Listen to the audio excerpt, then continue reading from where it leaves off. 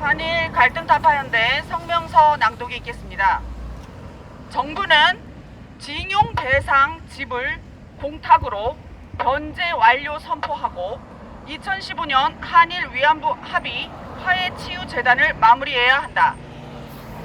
2018년 대법원 배상 확정 판결을 받은 일제하 징용 피해자 15명 가운데 10명이 정부의 제3자 변제 해법에 따라 배상금 수령 의사를 밝힌 것으로 확인됐다. 이로써 정부는 해당 유족에게 각각 배상금과 5년간 지연 이자를 합한 2억에서 2억 8천여만 원을 지급하는 것으로 알려져 있다. 14일 대통령실은 정부의 해결책을 믿어주신 데 대해 감사의 마음을 표한다고 밝힌 바 있다.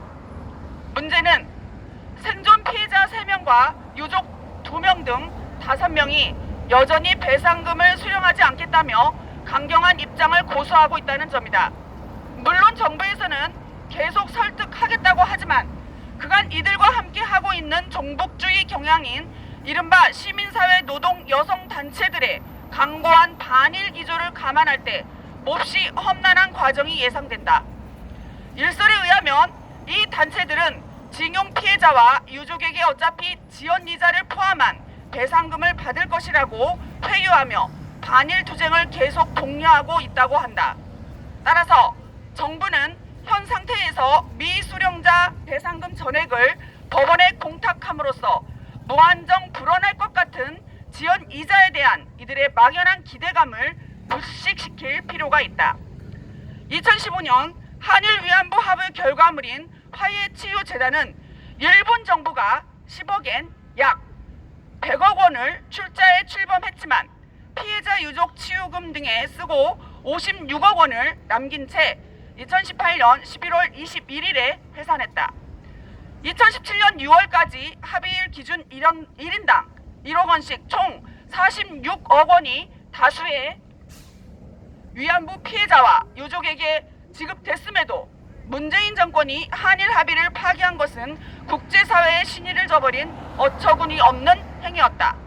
따라서 정부가 윤석열 기시다 한일 정상회담의 성과를 유지 발전시키기 위해서는 무엇보다 전 정권의 전철을 밟지 않는 게 중요하며 이를 위해 화해치유재단을 살려내 사업을 완수해야 한다.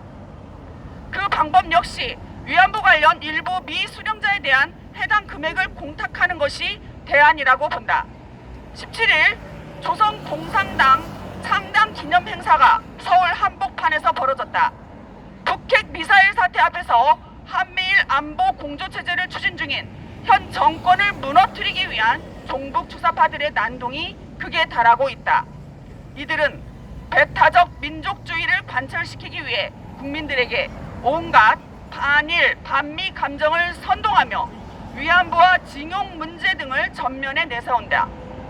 국정을 물랑케 하는 이들에 대한 정부의 의법 조치가 시급하다 하겠다. 윤석열 정부는 속히 징용 배상 지불과 공탁으로 변제 완료를 선포하고 화해치유재단의 미처리 부분을 마무리함으로써 과거사를 분명하게 종결해야 한다. 국제사회가 지켜보고 있다. 2023년 4월 19일 한일 갈등 타파 연대